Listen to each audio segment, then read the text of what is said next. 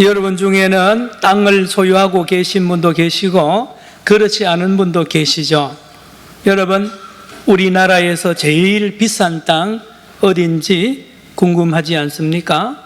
물론 서울에서 제일 비싸면 우리나라에서 제일 비쌉니다. 제가 조사를 해보니까 명동, 서울 명동의 화장품 가게인데요, 네이처 리퍼블릭이라는 그 가게가 16년째 우리 한국에서 서울에서 제일 비싼 땅입니다. 평당 6억 원입니다. 평당 1제곱미터당 1억 8,300만 원이고요. 부산에서는요 제일 비싼 땅이 어딜까요? 저는 해운대인 줄 알았더니만요, 서면 LG U 플러스 자리라 그럽니다. 평당 1억 3천만 원, 1제곱미터당 4,020만 원 간다 그러죠. 아유, 그럼 목사님, 제일 싼 땅 어디입니까? 한번 좀 이야기해 보세요. 좀 살지 모르니까 한번 이야기해 주세요. 제가 알려드릴게요. 경북 울진군 이평리 641번지, 1제곱미터당 142원, 여러분 평당 426원입니다. 요 만 원만 있으면 몇 평 살 수 있는 땅. 여러분, 왜 비싸고 왜 싼지 아십니까? 그것은 사람들이 많이 지나가는 곳에 있으면 그게 비쌉니다. 명동 그 가게에 제일 사람들이 많이 복작복작하니까. 서면 마찬가지죠. 거기 울진은요, 사람이 1년 가도 한 명도 안 지나갑니다. 그러니 싼 거예요. 자, 그런데요, 여러분 잘 들으세요. 요즘에는요 인터넷이 발달하다 보니까 사람들이 별로 안 다녀요. 그리고 뭐 하냐? 핸드폰이나 컴퓨터로 다닙니다. 사이버 공간이라 그러죠. 그래서 네이버나 다음이나 유튜브 같은 곳에 하루에 수십 번씩 들락날락합니다. 그래서 그 포털 사이트, 그곳이 제일 비쌉니다. 거기 광고비가 어마어마합니다.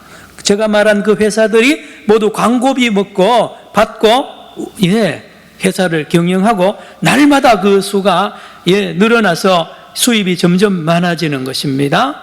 여러분, 우리가 이제 모두 이스라엘로 타임머신이 있다고 치고, 저 여러분이 타임머신을 타고 저 출애굽대로 이집트로 내려가고요, 이스라엘로 같이 이렇게 다녀본다고 가정을 하면, 그 당시에는 가장 비싼 땅이 어디냐 말입니다. 오늘 본문 10절에 보면 나옵니다. 오늘 본문 10절에 보면 출애굽 당시에 제일 비싼 땅 나옵니다. 읽어봅니다. 시작. 내가 들어가 차지하려 하는 땅은 내가 나온 애굽 땅과 같지 아니하니 거기에서는 너희가 파종한 후에 발로 물대기를 채소밭에 댐과 같이 하였거니와, 여기 애굽 땅입니다. 애굽 땅 중에도 나일강 주변이 제일 비쌉니다. 나일강 주변. 여러분 알다시피 나일강은 저 아프리카 에티오피아 그쪽에서부터 흘러가지고요, 얼마나 긴지 모릅니다. 수량이 워낙 많아서요 1년 내내 가뭄이 거의 없습니다. 그리고 그 주변에는 전부 사막인데 나일강 주변만 곡식이 잘 됩니다. 그런데 곡식을 자기 밭에 물을 대는 애굽 사람들의 농사법이 뭐냐? 비는 아예 안 오니까 하늘을 안 쳐다봅니다. 항상 자기 밭에 물이 필요하면 나일 강가에 가가지고 발로 물을 댑니다. 수차라 그러죠.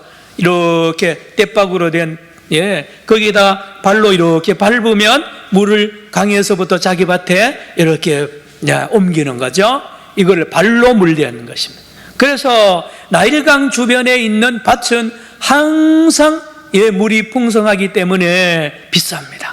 거기는요 곡식이 잘 됩니다. 그렇죠?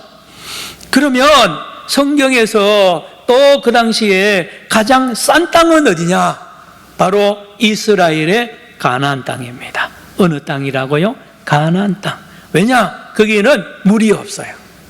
강요, 여러분 이스라엘의 요단강 기대하고 가면요, 죄송하지만 우리 또랑물 같습니다.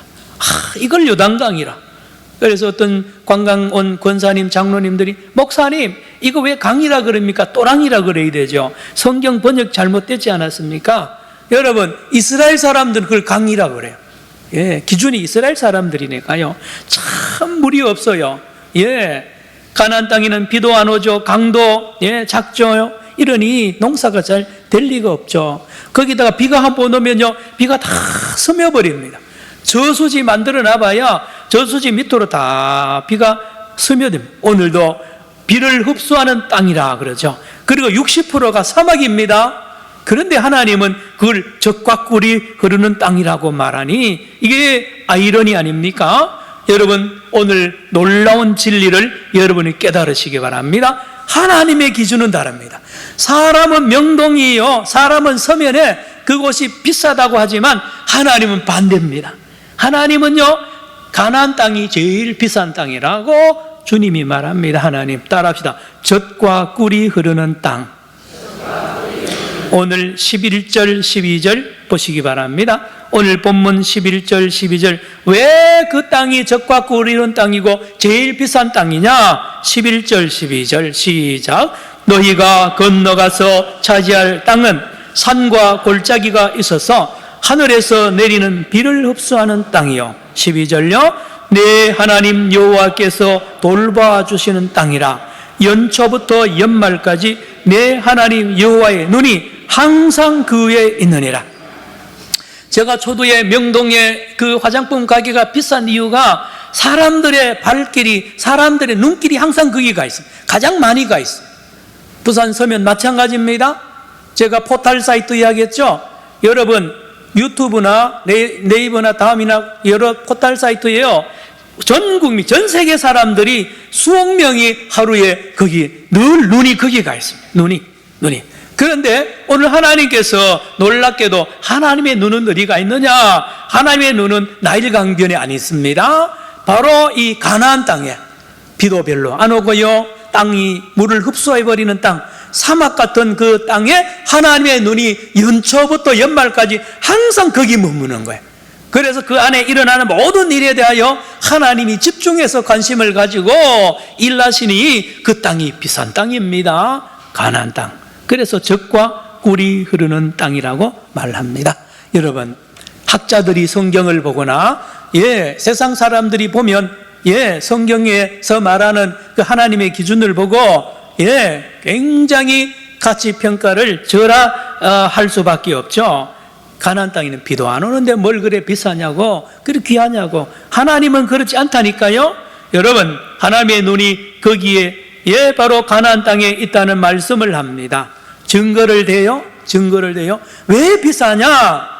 여러분, 애굽 나일강 주변에 있던 그 선조들이 피라미드도 만들고요, 대단한 문명을, 기술을 가지고 건축술과 화려한 그 힘과 모든 것을 자랑하는 그런 것을 많이 남겼는데, 문제는 그의 후손들, 지금 이집트에 가면 그 후손들이 거짓입니다. 가면 $1 달라고요. 여러분, 왜 그런지 아세요? 그 가나안, 그 나일강 주변의 그 땅이 그래 비싸다고 그렇게 믿고 가르쳐가 그런 거예요. 뭐냐? 이렇습니다. 이 나일강의 물을 사람의 힘으로 언제든지 필요하면 될 수 있거든요. 다시 말하면 나일강의 그 문화는 무슨 문화냐? 사람의 힘으로 이끌어 나가는 문화예요. 하늘을 쳐다볼 필요가 없어요. 비가 안 오니까요. 맨날 보는 게 나일강입니다. 강물만 있으면 돼요. 그 땅만 보고 사는 문화입니다. 자, 그러다 보니까 하늘과 관계를 못 맺는 거예요. 맺을 필요가 없는 이 문화가 계속 내려오니까 후손들이 망할 수밖에 없는 겁니다. 그런가 하면 여러분, 가나안 땅은 사막입니다. 물을 다 흡수해버립니다. 비가 와도. 그러니 맨날 하늘만 쳐다봐야 됩니다.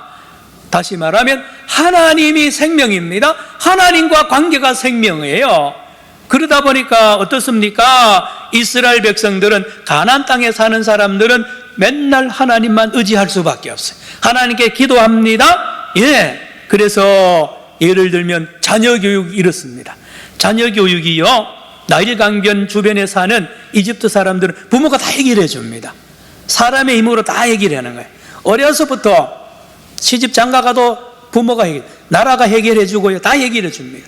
그러나 가나안 땅에 사는 이스라엘 사람들은 부모가 해결 안 해줍니다. 어려서부터 하늘을 쳐다보게 합니다. 하늘을 보라. 하나님을 찾으라는 것입니다. 따라합시다. 하나님을 찾으라. 그래서 어려서부터 젖만 떼면 딴방의 죄입니다. 우리 부모들은 상상하지 못하죠.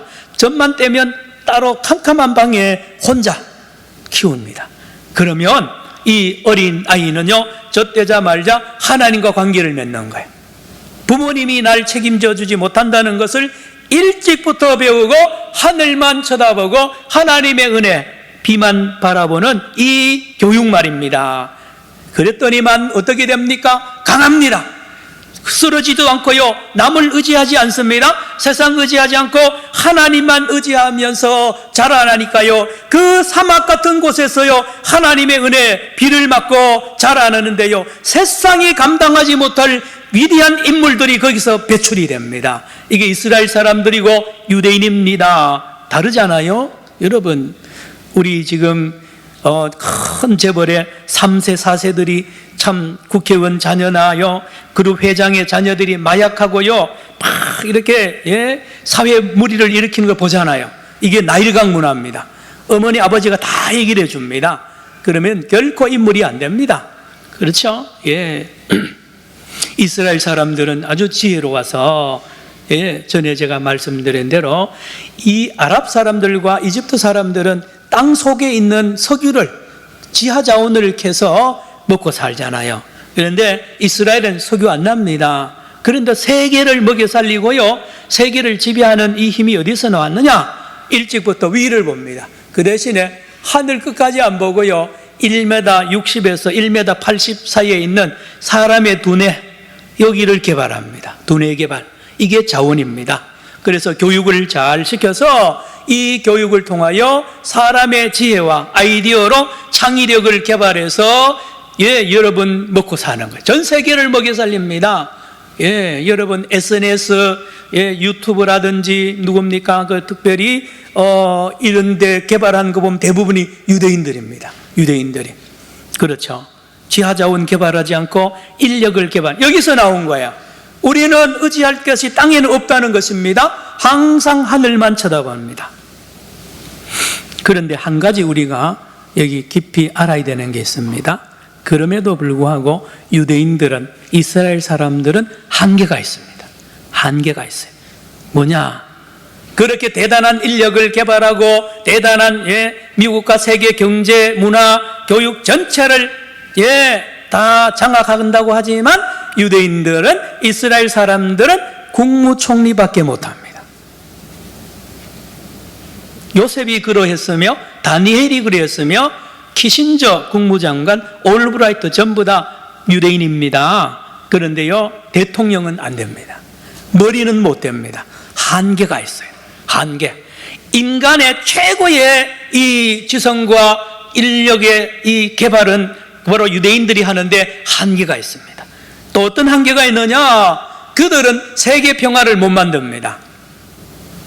그 많은 인력과 재력과 정치력을 가지고요, 유대인들이 대단한 힘을 가지고 있지만 세계 평화를 못 만들어요. 반대로 세계 평화를 깨뜨립니다. 중동 평화. 여러분, 전 세계 화약고가 항상 예루살렘이잖아요. 이스라엘입니다. 거기 누구 때문입니까? 바로 유대인들 때문입니다. 어떤데요? 자기 민족만 사랑하는 거예요.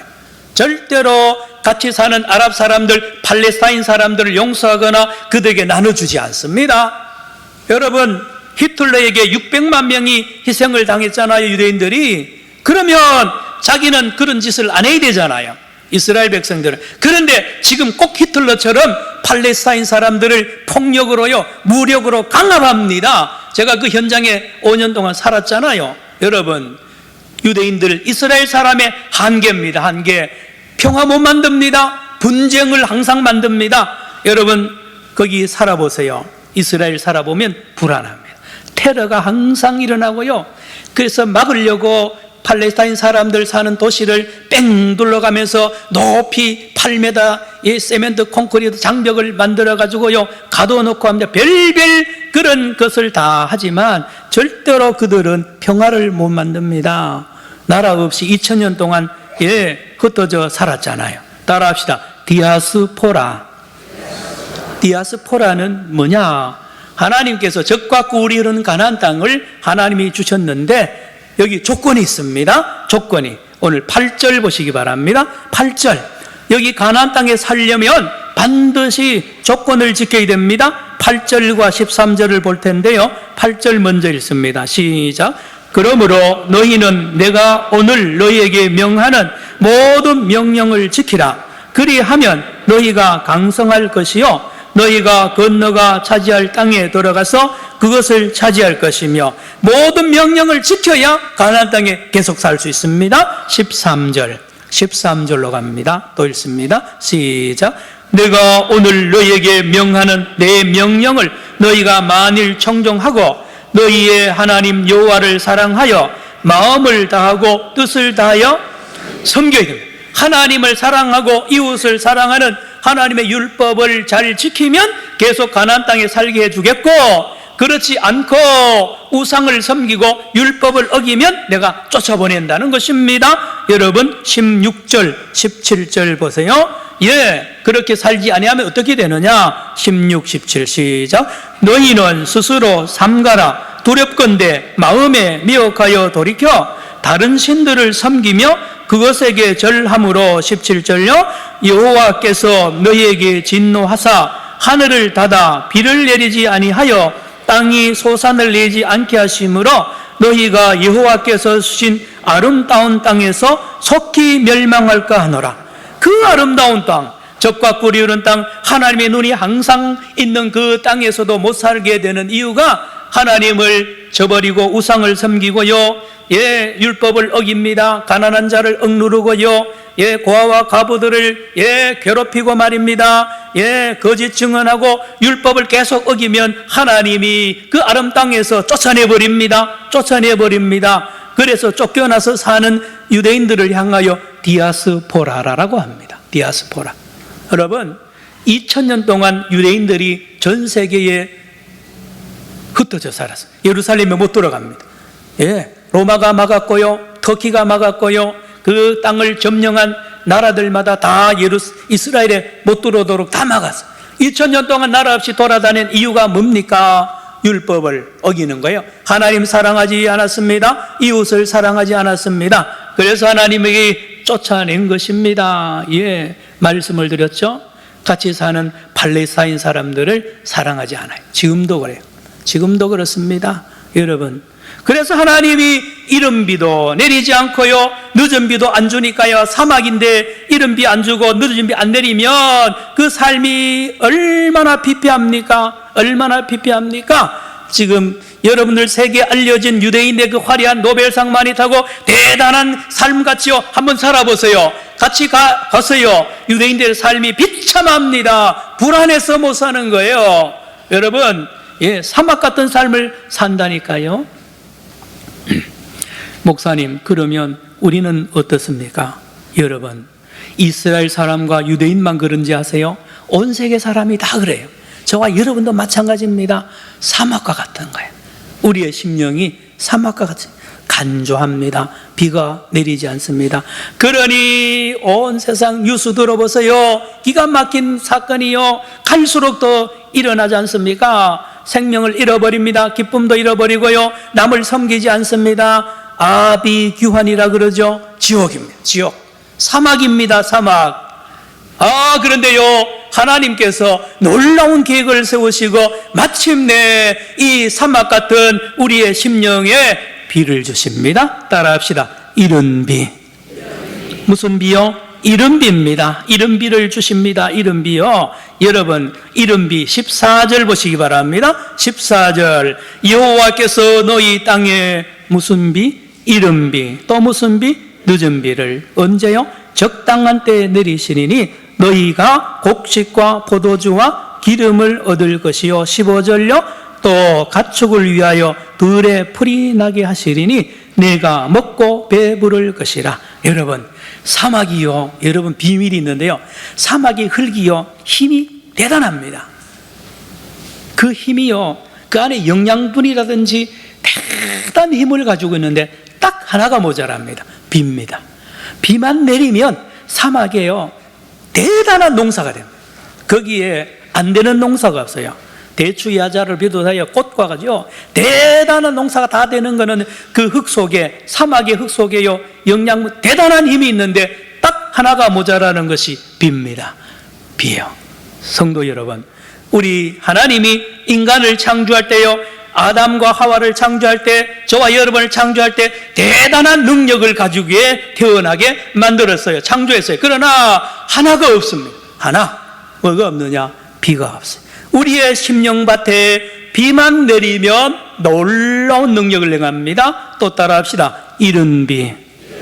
이른 비는 언제 오느냐? 10월 말에 옵니다. 우리 카렌다로 양력으로 10월 말 11월 초에 이스라엘에 7개월 8개월 동안 비 한 방울 안 오다가 10월 말 되면 드디어 비가 내리는데 이것을 이른 비라 그럽니다. 또 따라합시다. 모래. 모래는 히브리어입니다. 이른 비를 모래라 그러는데, 모래의 원래 뜻은 남자 선생이라고 제가 설교했죠. 남자 선생. 잘 들으세요.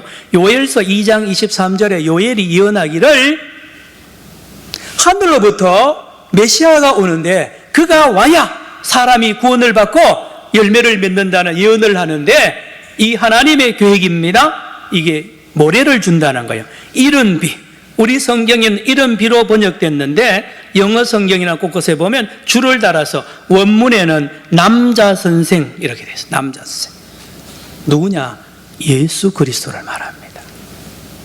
여러분, 누구든지 예수 그리스도, 하나님이 보낸 이른 비 되시는 예수 그리스도를 믿고 예수를 영접하면 그 생명이, 그 삶이 생명이 태어납니다. 자라납니다. 거듭납니다. 할렐루야. 예수를 믿어야 비로소 사막에서 생명이, 여러분, 비를 맞은 이 씨앗이 자라나듯이 놀랍게도 누구든지 예수를 주로 믿고 영접하면 그 사람에게서 놀라운 생명의 역사가 일어나는 것을 우리가 경험하고 있고요. 바로 저와 여러분이 그렇잖아요. 예수입니다. 따라합시다. 예수. 신기합니다. 예수님을 영접하고 예수님을 믿는 사람마다요 바뀝니다. 심령이 바뀌고요. 여러분, 기쁨이 충만하고, 여러분, 율법을 이스라엘 백성은 못 지켰어요. 왜요? 지키기 싫어요. 말씀드렸죠. 율법은요 하고 싶은 건 하지 말라 그러고, 하지 않고 싶은 건 하라 그래요. 전부 다 그렇습니다. 613가지가 다 그래요. 그런데 예수님을 믿으면 어떻게 되느냐? 그렇게 하고 싶은 거예요. 하나님이 하라는 계명은 그렇게 하고 싶고요, 하지 말라는 것은 그렇게 하고 싶지 않아요. 저절로가 아니죠. 예수님이 그렇게 한단 말이에요. 신기하죠. 그래서 말씀이 살아서요 열매를 맺게 되는 놀라운 역사의 출발이 예수 그리스도입니다. 예수님이 이 땅에 베들레헴으로 오십니다. 이른비입니다. 그가 갈릴리에서, 예루살렘에서 이른비로 많은 사람들에게 말씀을 전합니다. 그 말씀을 받은 사람들, 그 말씀을 영접하고요, 그런 사람은 영생을 얻습니다. 영생을. 자, 그런데 또 비가 내려야 됩니다. 여러분, 농사를 지어보신 분 압니다. 이른 비가 싹이 트고 자라나게 하는가 하면 장맛비가 성장시킵니다. 그런데 결정적인 비가 와야 되는데, 따라합시다. 늦은 비. 늦은 비는 언제 오느냐? 3월 달에 옵니다. 언제요? 열매 맺을 때. 결실을 해야 되는데 마지막에 이 피날레를 장식하는 것이 늦은 비입니다. 농부들이 기다리는 게 늦은 비예요. 농사 다 지어놨는데 늦은 비가 와야 열매를 맺고 탐스럽게 되는데, 늦은 비가 안 오면 농사 망치는 겁니다. 여러분, 예수님이 이 땅에 이른 비로 오셨습니다. 그리고는 떠나간다고 제자들에게 말합니다. 내가 가야 되겠다. 선생님, 가면 안 됩니다. 아니다, 내가 가야 된다. 내가 가야 너희들에게 유익하다고 요한복음 14장 이하에 쭉 말씀하잖아요. 이유가 뭡니까? 내가 가야 다른 보혜사가 온다는 것입니다. 늦은 비가. 너희들이 늦은 비를 맞아야 너희들이 변화된다는 것입니다. 열매 맺는다는 것입니다. 여러분, 사도행전 1장 여러분 4절 5절에 예루살렘을 떠나지 말고 기다려라. 왜? 늦은 비를 맞아야 너희들이 성령 받아야 너희들이 변화를 받는다고 예수님이 명령하신 것입니다. 성도 여러분, 14절 15절 또 한번 봅니다. 늦은 비 성령을 맞으면, 성령을 받으면 어떻게 되느냐? 살아납니다. 열매 맺습니다. 풍성해집니다. 14, 15 시작. 여호와께서 너희의 땅에, 여러분 화면 빨리 보여주세요. 14, 15 시작. 여호와께서 너희의 땅에 이른 비 늦은 비를 적당한 때에 내리시리니 너희가 곡식과 포도주와 기름을 얻을 것이요. 무슨 비요? 이른 비, 다음에요 늦은 비. 15절요 시작. 또 가축을 위하여 들에 풀이 나게 하시리니 내가 먹고 배부를 것이라. 여러분, 예수 그리스도와 성령을 받지 않은 사람은 구원을 못 받고요, 생명이 물론 없습니다. 아무것도 할 수 없습니다. 신기하죠? 신기합니다. 예수님과 성령님이 우리를 거듭나게 하고요, 열매 맺게 한다는 놀라운 사실, 그렇습니다. 말씀을 마칩니다. 여러분, 목사된 저가요, 목사님들마다 그런 욕심이 있어요. 무슨 욕심이냐? 오늘 설교를 여러분 자기 교회 교인들이 영원히 기억해 주기를 바랄까요? 안 바랄까요? 그런데요, 그거는 바람일 뿐입니다. 여러분, 설교 마치고 여기 인사하면 다 잊어버려요. 지난주 설교는 뭐인지 모르죠? 예. 여러분, 따라합시다. 비를 흡수하는 땅. 비 흡수하면요, 비 내릴 때는 뭐 맞는 것 같은데 그 다음에 없어집니다. 설교 들을 때는 아멘 하지만요, 딱 문 열고 나가면 다 잊어버려요. 이게요, 한편으로 감사한 거예요. 여러분이 맨날 제 설교를 정확하게 녹음기처럼 다 기억하면 제가 설교 못합니다. 아, 이거 목사님 그 몇 주 전에 설교했던 또 하시네, 저. 예? 예. 여러분, 비를 흡수하는 땅입니다. 내일부터 부흥회가 있습니다. 목사님, 왜 작년 부흥회했으면 됐지 또 합니까? 우리가 비를 흡수하는 땅이기 때문에요, 우리의 심령밭에 비를 맞아야 됩니다. 적당한 때에 비를 맞아야 우리가 열매를 맺는단 말입니다. 내일부터 우리 귀한 목사님 두 분을 하나님이 보내셔서 말씀의 씨앗을 뿌리고요, 우리 하나님께서 예수 그리스도를 다시 우리로 하여금 만나게 하고요, 예수님의 사랑 안에 거하게 하고요, 예수님의 말씀으로 우리를 깨울 겁니다. 그리고 성령으로 우리를 열매 맺게 할 줄로 믿습니다. 여러분, 그렇습니다. 장사 없어요. 예수와 성령 외에는 아무것도 할 수 없습니다. 우리는 사막이니까요. 세상에 나일 강물을 가지고는 안 됩니다. 세상 초등학문으로는 사람 못 변화시켜요. 그러나 여러분, 오늘 이 자리에도 혹시나 여러분 예수님을 아직 믿지 않는 분, 교회에 왜 다니는지 모르는 분들, 여러분 이번 부흥회 때 여러분 중에도 부흥회 참석해서 성령으로 거듭난 분이 많잖아요. 그래서 이 부흥회는 절기입니다. 절기, 이른 비, 늦은 비를 내리는 하나님의 거룩한 절기에 다 참여하여 생명의 열매기를 축원합니다. 기도합시다. 하나님 아버지, 감사합니다. 우리에게 내일부터 3일 동안에 이른 비, 늦은 비, 예수 그리스도 성령님을 만나게 하시고 충만하게 하시고 거듭나게 하시며 회복하게 하셔서 열매 맺게 하심을 믿습니다. 하나님, 우리 모든 성도들이 참여하여 은혜 받게 하여 주시옵소서. 예수님의 이름으로 기도드리옵나이다. 아멘.